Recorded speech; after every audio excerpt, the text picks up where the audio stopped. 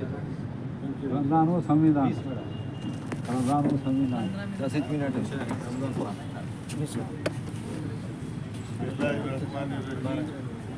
हो 12 मिनट है या अय्युहन्नास इन्ना खलक़नाकुम मिन ज़करिन व उन्सा वजअलनाकुम शुऊबन व क़बाइल लितआरफ़ू इन्ना अक्रमकुम इंदल्लाहि अत्क़ाकुम सदक़ल्लाहुल अज़ीम।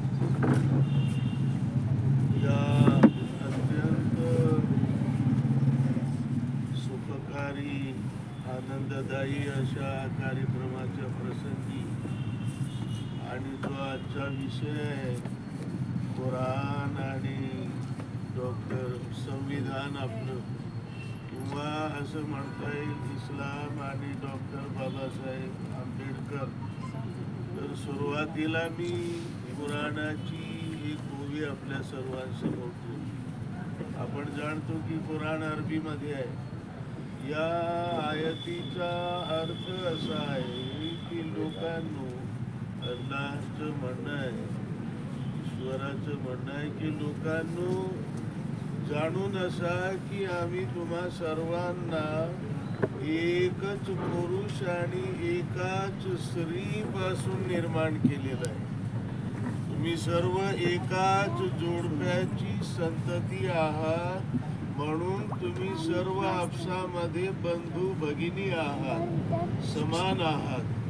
तुमच्यापैकी श्रेष्ठच जर कोणी असेल भगवंताजवळ, अल्लाहजवळ, तर तो आहे जो चारित्र्याने, जो शीलाने श्रेष्ठ असावा। आणि दुसरीकडे बुद्धांची ही ठाम भूमिका आहे की माणूस ना तर वर्णाने ना तर वंशाने माणूस श्रेष्ठ ठरतो, तो शीलाने। शील माणसाला मोठं बनवतो।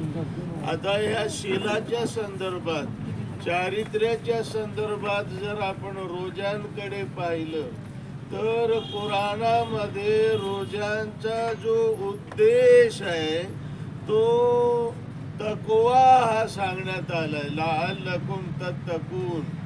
रोजा याच्याकरता ठेवायचा आहे की रोजा ठेवणाऱ्याच्या अंगी तकवा नावाचा गुण निर्माण व्हावा। हा तकवा काय आहे? तो शिलापेक्षा दुसरं काही नाही। पैगंबरांच्या शब्दात की पैगंबर साहेब म्हणाले, रोजा म्हणजे पहाटेपासून ते सूर्यास्तापर्यंत अन्न पाणी सोडण्याचं नाव नाही आहे। फक्त रोजा जुबान का भी है, आंखों का भी है, कानों का भी है। हातांचा पण रोजा आहे आणि पायांचा पण रोजा आहे। आपल्याला हा रोजा ऐकून जरा आश्चर्य वाटलं असेल की वो जिवेचा हा रोजा कुठला आहे, डोळ्यांचा कुठला आहे, काय आहे? कानांचा आणि हातापायांचा रोजा म्हणजे काय आहे? पण हाच खरा रोजांचा उद्देश आहे। काय आहे जिवेचा रोजा? पैगंबर साहेब आणखी स्पष्ट करतात की जो रोजा ठेवूनही खोटं बोलणं आणि खोटं वागणं सोडत नाही, त्याच्या निव्वळ अन्न पाणी सोडण्याची, उपासमारीची अल्लाहला काडी मात्र गरज नाही। तू कशाला उपाशी मरतो? तुझं जर बोलणं बदलत नसेल, तुझं जर वागणं बदलत नसेल, हाच डोळ्यांचा पण रोजा आहे। या जगांकडं, आया बहिणींकडं आपुलकीच्या प्रेमाच्या नजरेनं पहा, वाईट नजरेने जगाकडं पाहू नको। हा डोळ्यांचा रोजा आहे। या हातांनी कोणावर अन्याय अत्याचार करू नको, चुकीची कामं करू नको, घोटाळे करू नको असं म्हणता येईल। किंवा डॉक्टर असशील तर डिलिव्हरी नॉर्मल होत असताना या हातांनी सीझर करू नको असंही म्हणता येईल। अधिकारी असशील तर टेबला खालून घेऊ नको। हातांचा रोजा आहे, हाथों का भी रोजा आहे, पायांचा पण रोजा आहे। म्हणजे आपल्या लक्षात आलं की रोजांचा खरा उद्देश तो माणसांचं बोलणं बदलावं, पाहणं बदलावं, ऐकणं बदलावं, देवाणघेवाण त्याची बदलावी. हा रोजेदार एक आदर्श माणूस म्हणून अस्तित्वात यावा, निर्माण व्हावा, हा रोजांचा उद्देश आहे. आता आपण पाहिलं की हेच संविधान देशाप्रती समर्पित करताना डॉक्टर बाबासाहेब आंबेडकर भारतरत्न ते म्हणाले होते की संविधान खूप चांगलं आहे, पण याला राबवणारे हात जर शीलवान नसतील, ते जर ऑनेस्ट नसतील, तर या देशाचं कधीही कल्याण होणार नाही. आता शीलवान हात, चारित्र्य संपन्न माणसं या समाजात, या देशात आणायची कुठून? खरं जी देशाची वाट लागलेली आज, ती शीलहीन माणसं ही वर जाऊन बसलेली आहेत, त्याच्यामुळं वाट लागलेली आहे. ती खरी समस्या आहे. आणि त्याच्याकरता आपण जर त्या दृष्टिकोनातून रोजांकडं पाहिलं तर हा रोजा समाजाला, देशाला शीलवान माणसं देण्याकरता आहे, चारित्र्य संपन्न माणसं देण्याकरता आहे. तकवा जो आहे, तकवा त्याचा अर्थ समजावून सांगताना मौलाना मौदूदी रहमतुल्लाह अलैह एक मोठे विद्वान आहेत इस्लामचे, त्यांनी दोन घोडेस्वारांचं उदाहरण दिलं. दोन घोडेस्वार आहेत. एक हा आहे की घोड्याचा लगाम ज्याच्या हाती आहे, आणि हा दुसरा घोडेस्वार आहे, घोड्याचा लगाम ज्याच्या हातून सुटलेला आहे. हा पहिला घोडेस्वार घोड्याचा लगाम ज्या अर्थी त्याच्या हाती आहे, परिणामी घोडं त्याच्या कंट्रोलमध्ये आहे, घोडं त्याच्या नियंत्रणात आहे. तो जर रोडवर असेल तर जिकडं इच्छा आहे त्याची, नगर तर नगरकडे जाईल, बीड तर बीडकडे जाईल. आणि हा जो दुसरा घोडेस्वार आहे, लगाम त्याच्या हाती नसल्यामुळं घोडं त्याच्या कंट्रोलमध्ये नाही, उलट हाच घोड्याच्या कंट्रोलमध्ये आहे. याची गत अशी आहे की घोडंच याला घेऊन जाईल तिकडं जिकडं घोड्याची इच्छा. आता त्या मौलानांचं म्हणणं आहे का हा घोडेस्वार दुसरा तिसरा कोणी नाही, आपण सर्व घोडेस्वार आहोत. आणि एक ख्वाहिशात नफ्स, हे जे वासनारूपी घोडं आहे आपल्या सर्वांच्या ठाई, त्याच्यावर स्वार आपण घोडेस्वार आहोत. रोजांचा उद्देश हा आहे की या वासनारूपी घोड्याचा लगाम रोजेदाराच्या हाती यावं, वासनांवर त्याला नियंत्रण प्राप्त व्हावं, ख्वाहिशात नफ्स पर कंट्रोल. आणि हा खूप महत्वाचा आहे. तसं उपाशी राहणं पहाटेपासून सायंकाळपर्यंत, अन्न पाणी न करणं, न घेणं, तेवढं अवघड नाही. पण हा डोळ्यांचा रोजा, जिवेचा रोजा, कानांचा रोजा, हातापायांचा रोजा, तो तेवढा सोपा नाही. मला वाटतं रोजा हा फक्त माणसामध्ये परिवर्तन घडवून आणण्याकरता आहे, त्याचं नाव रोजा आहे. म्हणूनच पैगंबर साहेब म्हणाले की हे परिवर्तन जर होत नसेल, त्याचं पाहणं, बोलणं, वागणं, देवाणघेवाण बदलत नसेल, अशा रोजेदारांच्या बाबतीत पैगंबर साहेब म्हणाले की कित्येक रोजेदार असे आहेत की त्यांच्या पदरी निव्वळ उपाशी मरण्यापलीकडे काही पडत नाही. भूखा प्यासा रहने के सिवा उनके हिस्से में कुछ नहीं आता. म्हणजे उपवास, रोजा निव्वळ उपाशी राहण्याकरता नाही, त्याचा एक महान उद्देश आहे. आणि दुसरं जर आपण पाहिलं कुराणाच्या बाबतीत 6:40 आहे ना, 44 एकच मिनिट राहील, 44 5 मिनिट आहे, 5 मिनिट 4 मिनिटं आहे, आपण 3 मिनिटं बोला. कुराणाच्या ज्या मूलभूत शिकवणी आहेत रोजांनंतर, त्या मी आपल्या सर्वांसमोर सांगणार आहे. पहिली जी गोष्ट कुराणातल्या आयतीच्या संदर्भानं मी आपल्याला सांगितली की जगातली सारी माणसं ही एकाच मायबापाची, एकाच जोडप्याची संतती आहेत. हे वास्तव आहे कुराणाचं म्हणणं.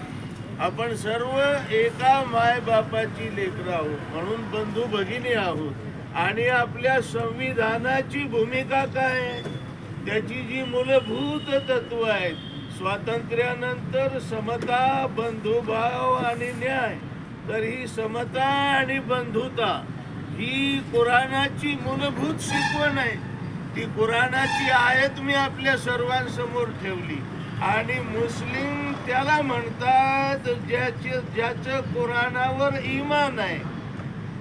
ज्याला कुराण मान्य नाही त्याला मुस्लिम म्हणत नाहीत.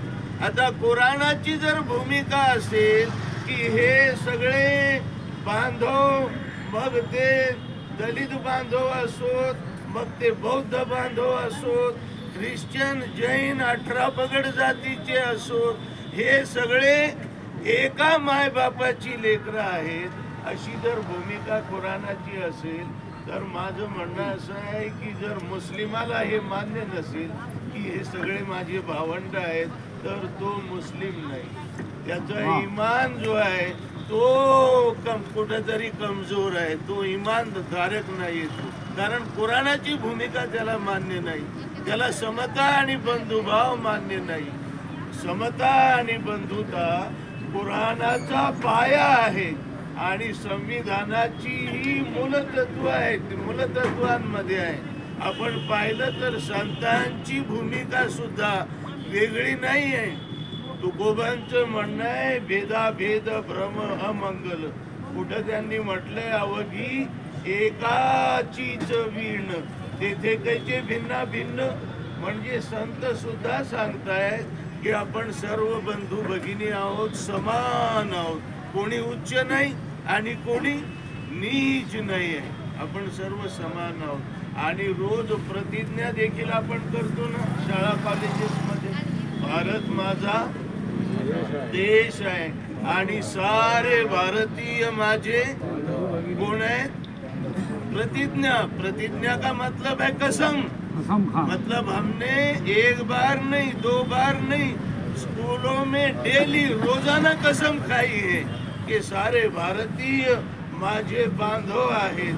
आणि ही जर शपथ काढली तर मग हे जे समाजात चाललेलं आहे आता आग लावायचं काम, त्याचा काय अर्थ आहे त्याला. आणि हे कुठून द्वेष आणि ही घृणा.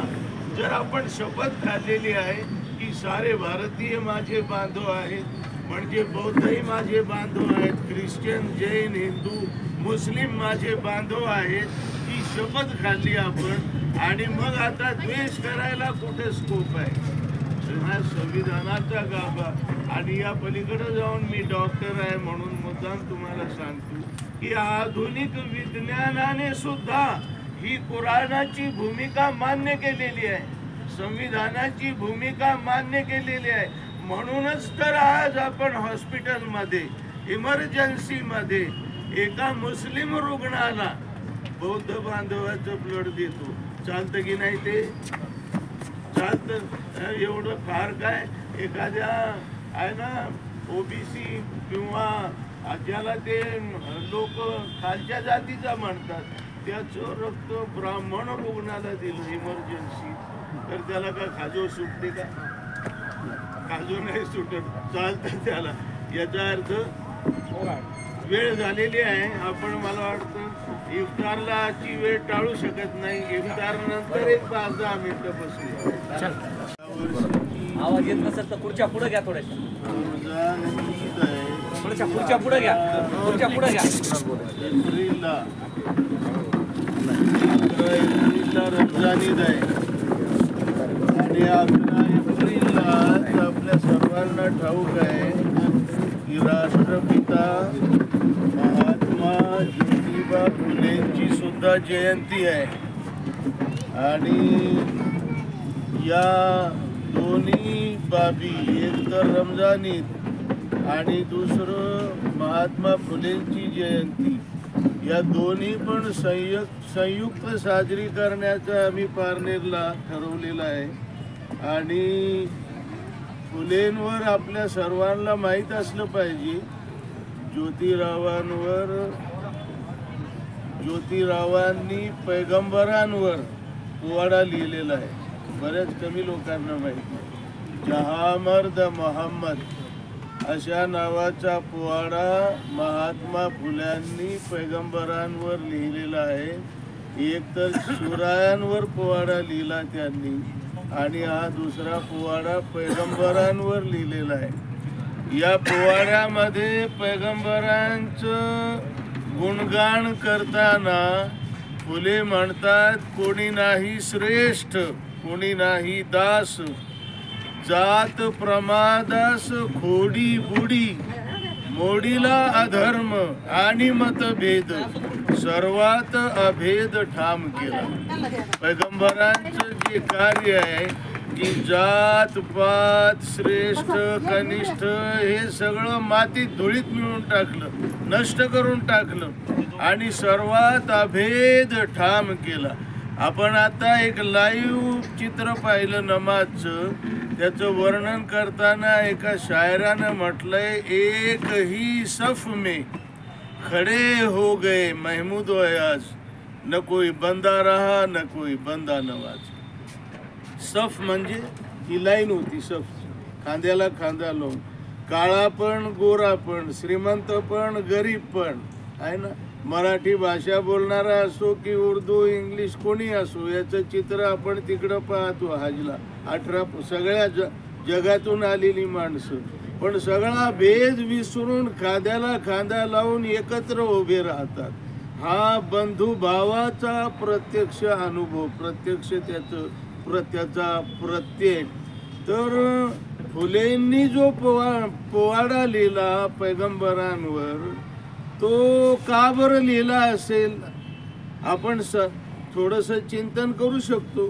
फुलेंना काय म्हणजे मतं मागायची होती का मुसलमानांची? तसं काही नव्हतं.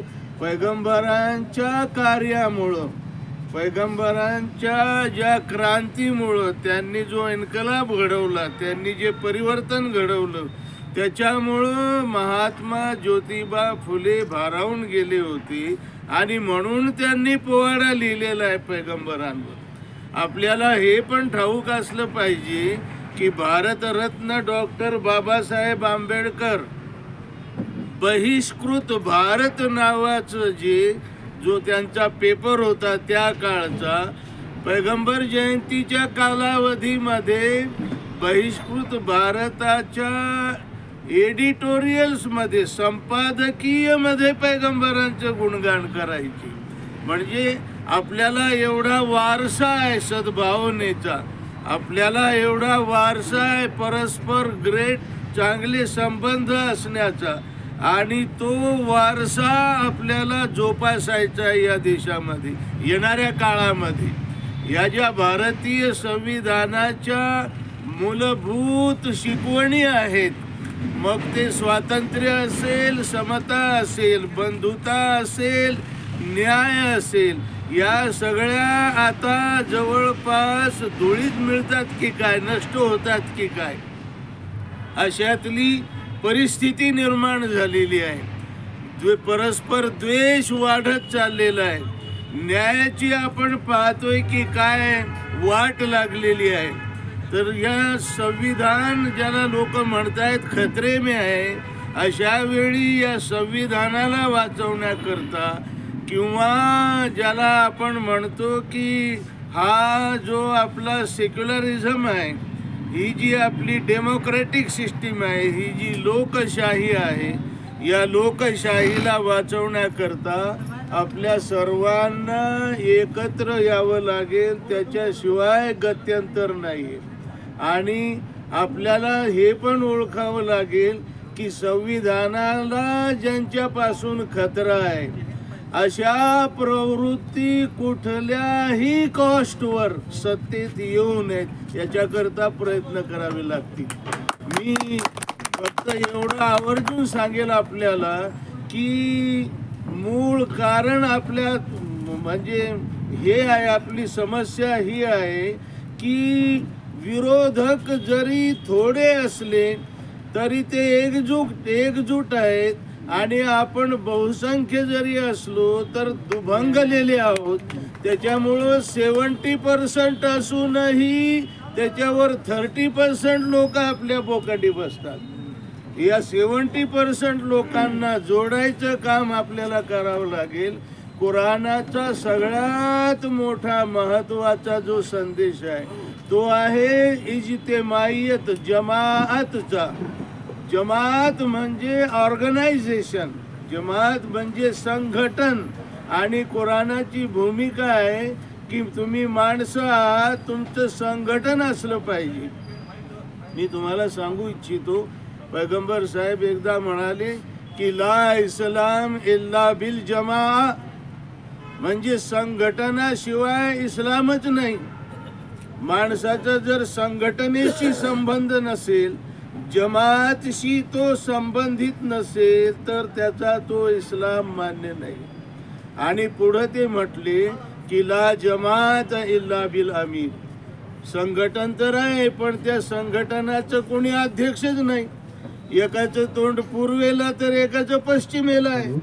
म्हणजे ते त्याच्यामध्ये ऑर्गनायझेशन जर नसेल तर त्या संघटनालाही काय अर्थ आहे. संघटन म्हणजे का बाजार आहे का?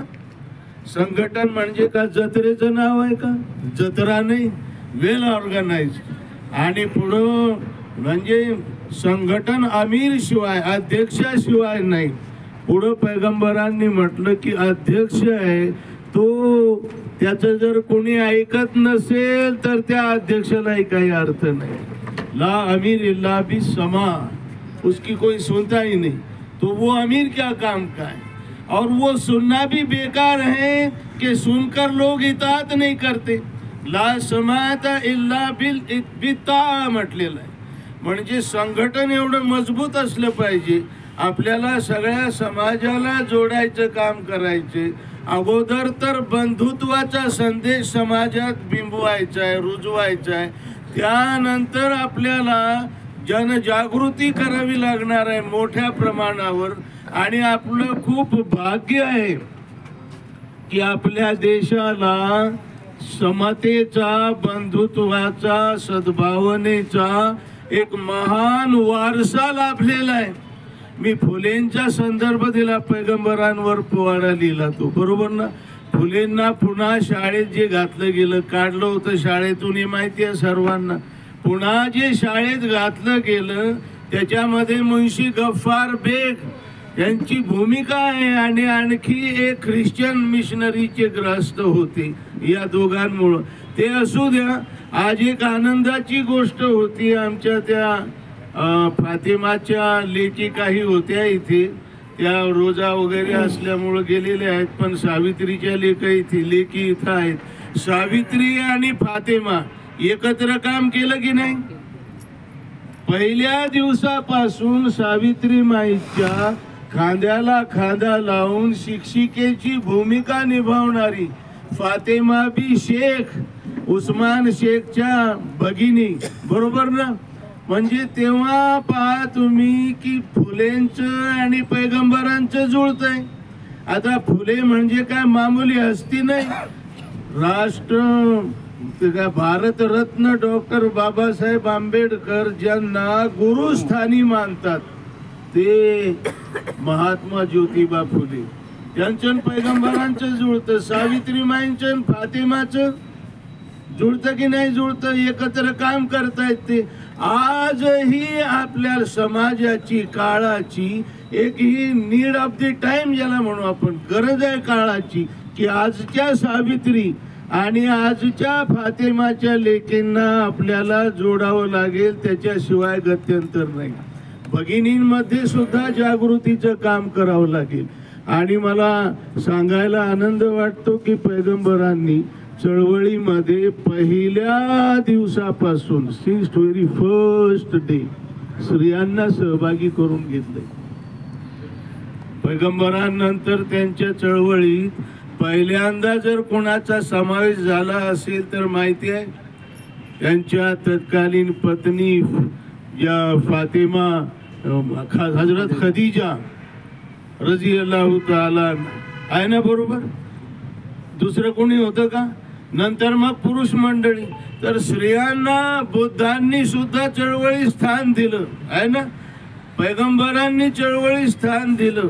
स्त्रियांकडे दुर्लक्ष करून कुठली चळवळ यशस्वी होऊ शकत नाही. तेव्हा माझी विनंती आहे पुरुषांना आणि पुरुष कार्यकर्त्यांना की आपल्याला भगिनींनाही बरोबर घ्यावं लागेल या परिवर्तनाच्या चळवळीमध्ये. आणि हा जो महान वारसा आहे आपला, जो आपल्याला सर्वांना जोडणारा आहे, हा निव्वळ असा नाही. तर मी मगा तुकोबांचा तुम्हाला संदर्भ दिला. तुकोबांचे समकालीन हजरत शेख अनगड शाह फकीर रहमतुल्लाह अलैह पुण्यामधले घनिष्ठ संबंध होते दोघांचे. तुम्ही देहूमध्ये गेलात ना तर आजही ठाणं आहे त्या अनगडशाह बाबांचं. आणि ते देहूचे जे पूजा लोक आहेत ते मोरे कंपनी आजही दर गुरुवारी तिथे येतात त्या ठाण्यावर. देहूवरून तुकोबांची दिंडी जाते ना पंढरपूरला, पुण्यामध्ये अनगडशाह बाबांच्या प्रांगणात 3 दिवस हॉल्ट करते. हा जोडणारा दुवा आहे तुकोबांना आणि जो अनगडशाह फकीर रहमतुल्लाह अलैह. हा वारसा जे शोभांच्या नावावर शोभा आणि मुस्लिम द्वेष जो पसरवला गेला. शिवराय का खरंच इस्लामचे मुस्लिमांचे शत्रू होते का? कदापि नाही. शिवरायांचे बॉडीगार्ड्स मुस्लिम होते. बॉडीगार्ड्स कशाला म्हणतात? शिवराय पवित्र कुराणाचा आदर करणारे होते. असा दस्तावेज आहेत की रायगडावर आपल्या मुस्लिम सहकाऱ्यांकरता शिवरायांनी मशीद बांधली होती. हा वारसा आपल्याला समाजापर्यंत न्यायचा आहे. ज्याच्यामुळं आपल्याला समाजाला जोडता येईल. आणि या समाजाला जर आपण जोडण्यात यशस्वी झालो तर निश्चितपणे संविधानाचे जे विरोधक आहेत त्यांचं आपण जे आहे त्यांना इथे थारा भेटणार नाही आणि संविधानाचं आपण रक्षण करू शकू. मी या प्रसंगी अधिक तर बोलणार नाही. रमजानच्या निमित्तानं आपण इथे एकत्र जमलोत आणि ही संयुक्त जयंती डॉक्टर बाबासाहेब आंबेडकरांची, फुलेंची, बुद्धांची. मी एक प्रसंग तुम्हाला मुद्दाम सांगतो. संयुक्त जयंती करता मी गेलेलो होतो आणि त्या जयंती माझे एक महाशय म्हणाले बौद्ध बांधवांना उद्देशून की एक काळ होता की मी तुमच्याकरता आंदोलन केलं होतं म्हणे. आणि त्या आंदोलनापायी मी जेलमध्ये गेलो. आंदोलन कोणतं होतं माहिती आहे? दत्त मंदिरात प्रवेशाचं. आणि प्रचंड तिथं जमले जातीयवादी लोक. त्यांनी विरोध केला आणि त्या व्यक्तींना अटक केली. त्याच्यानंतर माझा बोलण्याचा प्रसंग होता. मी बोलताना सहज म्हणालो की या बाबतीमध्ये मी मुस्लिमांना मार्क देईल की त्यांनी एकदा धर्मांतर केलं ना, त्यांनी जो एकदा दत्त सोडला तर पुन्हा फिरून त्याच्याकडे पाहिलं का? नाही पाहिलं. आणि तुम्ही तर सोडून दिलाय दत्त आता. आणि आता आंदोलन करतंय कोणीतरी आणि आंदोलन करून आज जायचा काय प्रश्न आहे? आता फिरून परत तिकडे जायचा काय प्रश्न आहे? आता कोणीतरी उल्लेख केला होता की धर्मामध्ये ज्या चुकीच्या प्रथा आहेत ना, ज्या अनिष्ट प्रथा आहेत, या ज्या शोषण आहे देवा धर्माच्या नावावर, याच्या विरुद्ध आपल्याला बोललं पाहिजे, जागृत केलं पाहिजे समाजाला. देवा धर्माच्या नावावर जेवढा भ्रष्टाचार आहे आपल्या या देशामध्ये तेवढा राजकारणात सुद्धा नाही आहे. कितीतरी टनाने सोनं आहे या देवा धर्मांच्या पुजाऱ्यांकडं की भारत देशाकडे तेवढं नाही आहे. तर देवा धर्माच्या नावावर समाजाची चाललेली लूट ही आपल्याला थांबवली पाहिजे. पैगंबरांनी सर्वप्रथम काम ते केलेलं आहे. सगळ्यात आधी जे काम केलं तर जहा मर्द मोहम्मद या पोवाड्यामध्ये फुलेंनी खूप सुंदर वर्णन केलेलं आहे. आपण जरूर त्याचं अध्ययन करा. तर अंधश्रद्धा, अनिष्ट रूढी, अनिष्ट प्रथा यांच्या बाबतीमध्ये आपण थोडंसं कटक्ष राहिलं पाहिजे, अध्ययन केलं पाहिजे, समाजाची जागृती केली पाहिजे. अनेक गोष्टी सांगण्यासारख्या आहेत. स्त्रिया आहेत म्हणून सांगतो, पैगंबरांच्या काळात काय करायची माहिती आहे का? मुलगी जन्माला येणं म्हणजे त्या बापाला असं वाटायचं आता काय तोंड दाखवू समाजाला, ही कार्टी जन्माला आली, अपमानास्पद समजायची. मग काय करायची? डिलिव्हरी झाली, मुलगी जन्माला आली की जिवंत गाडून टाकायची, जिवंत गाडून टाकायची. पैगंबरांनी ही प्रथा बंद पाडली. आज सुद्धा काय होतंय मुद्दाम सांगतोय, आज मुलगा आहे का मुलगी हे समजण्याकरता डिलिव्हरी पर्यंत थांबायची गरज नाही आहे. सोनोग्राफीच्या मशीननं अगोदरच कळतं आणि रिपोर्ट आला मुलगी आहे का ती जिवंत गाडण्यासारखीच प्रथा आहे. तिची बिचारीची हत्या, गर्भपात केला जातो. श्री भ्रूण हत्या कशाचं नाव आहे? आणि ही का मामूली समस्या आहे का? या भारतामध्ये ऑन रेकॉर्ड आहे 8.5 कोटी निष्पाप मुलींची हत्या झाली अधिकृत. सोनोग्राफीच्या मशीनवर रिपोर्ट आल्यानंतर रेकॉर्डवर आहे. आणि रेकॉर्डच्या बाहेर किती असतील त्याचा अंदाज नाही. 8.5 कोटी मुलींची हत्या मामूली गोष्ट आहे? काय गुन्हा आहे बरं त्यांचा? काय पाप केले त्यांनी? पैगंबरांनी त्यावेळी कुराणाच्या माध्यमानं प्रश्न विचारला त्या रानटी लोकांना, किंवा इजल मौऊदतु सुइलत बिअय्यि ज़ंबिन कुतिलत, क्या बीतेगी उस दिन जिस दिन इन निष्पाप बच्चियों से पूछा जाएगा कि इन्हें किस जुर्म के अंदर इनको ठार किया गया, हलाक किया गया. मुलींच्या जिवंत गाडण्याची प्रथा 1,500 वर्षांपूर्वी पैगंबरांनी ती बंद पाडली. आणि मुलींच्या जन्मावर जे अपमान समजणारे मायबाप मुलीच्या जन्माला ईद साजरी करू लागले. कशामुळे माहिती आहे का? पैगंबरांनी अशी शिकवण दिली की ज्या मायबापांच्या पोटी 1, 2, 3 मुली जन्माला आल्या आणि त्यांनी त्यांना जिवंत न गाडता मुलासारखंच प्रेमानं संगोपन केलं, शिकवलं, वाढवलं आणि योग्य वराशी विवाह करून दिला.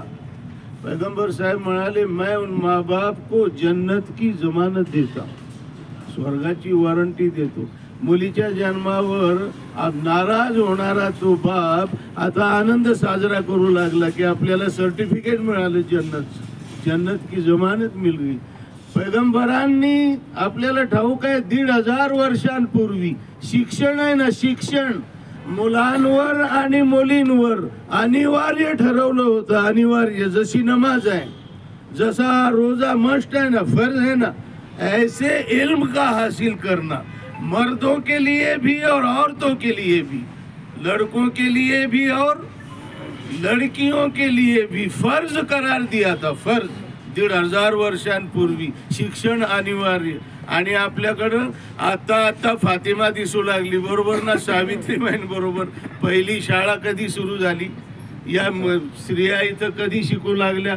आता शिकू लागल्या. तर पैगंबरांचं या अंगाने जर आपण अवलोकन केलं तर आपल्या सगळ्यांच्या लक्षात येईल की का ज्योतिबा फुलेंनी पैगंबरांवर पोवाडा लिहिलेला आहे.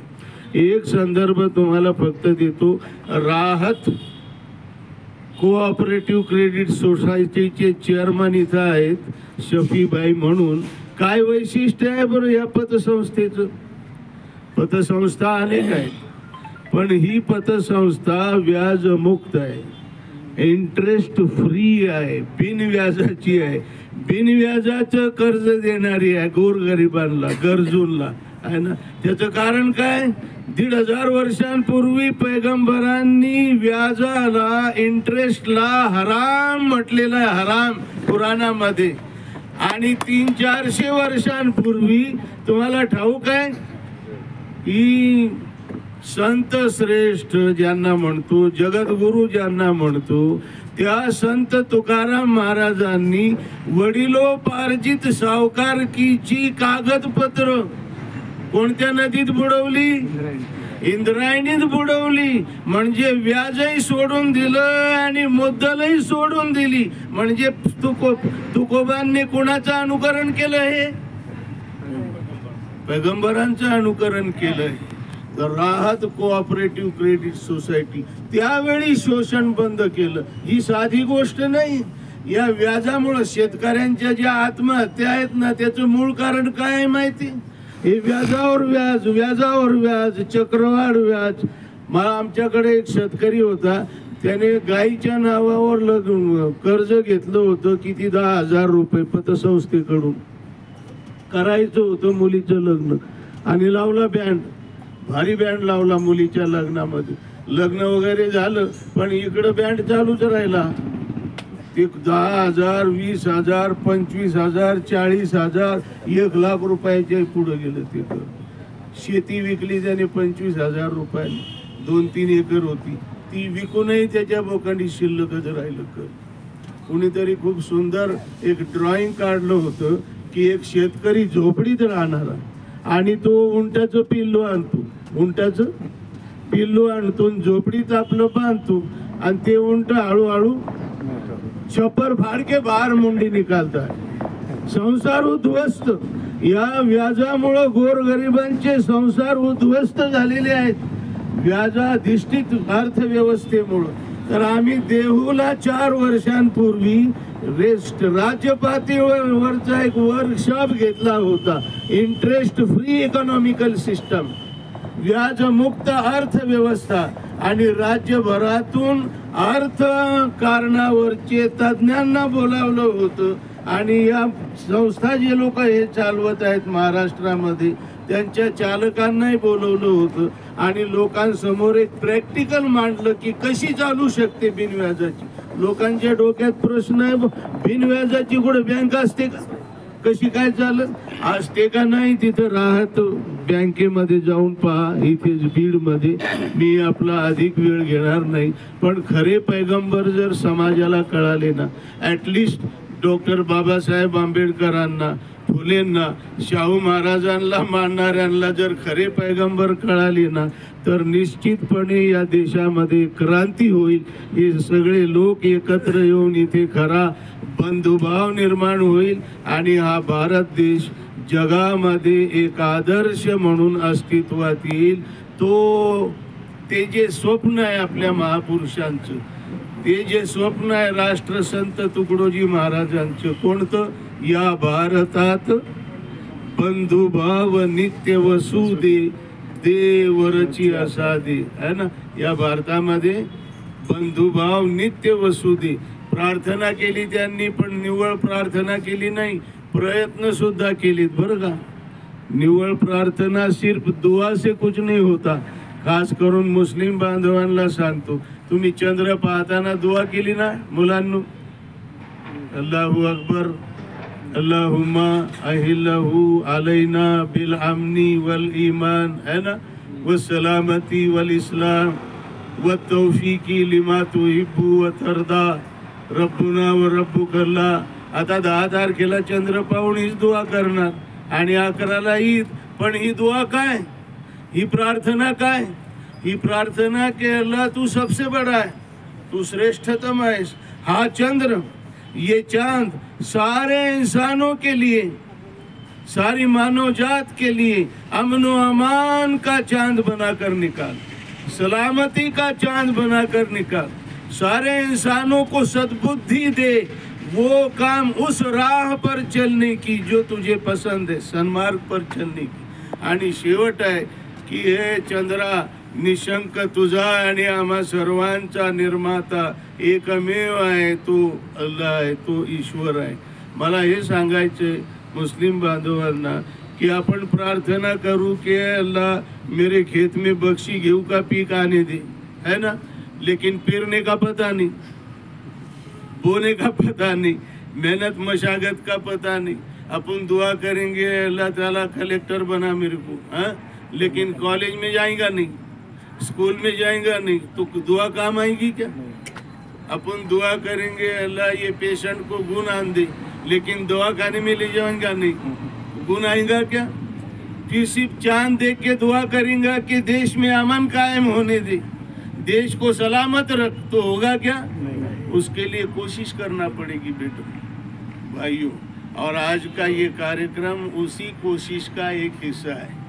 एक कार्यक्रम से तो नहीं बात बनेगी. कंटिन्युअस सतत आपल्याला एकत्र येऊन वैचारिक देवाणघेवाण करावी लागेल. ती होत राहो इथून पुढेही, अशी एक अपेक्षा बाळगतो आणि संयोजकांचे, आपण सर्वांचे, भगिनींचे मनपूर्वक आभार मानून इथे एक छोटासा काही वाङ्मय, छोटाली पुस्तकं पण आहेत पैगंबरांच्या जीवनचरित्रावर वगैरे. तर आपल्याला जी आवडीची आहे ती आपण जरूर घ्यावी आणि अध्ययन करावं. अगोदरच वासनिक साहेबांनी सांगितलेलं आहे की समाजामध्ये मुस्लिमांविषयी, इस्लामविषयी, पैगंबरांविषयी मुद्दामहून चुकीची माहिती, मुद्दामहून विष घालवण्याचे प्रयत्न चालू आहेत. अशा वेळी वास्तव काय आहे ते जाणून घेण्याचा आपण प्रयत्न करू आणि ते वास्तव जर आपण जाणून घेतलं तर कितीही विष घालवण्याचा प्रयत्न करू द्या, ही जनता जनार्दन साक्ष देईल की तू आम्हाला भलतंच काही सांगू नको. आम्हाला माहिती आहे पैगंबर कोण आहेत, आम्हाला माहिती आहे इस्लाम काय आहे, आम्हाला माहिती आहे कुराण काय आहे. त्याच्याकरता आपण एक दुसऱ्यांना जाणणं महत्वाचं आहे. धन्यवाद. अस्सलामु अलैकुम वरहमतुल्लाहि वबरकातुहू.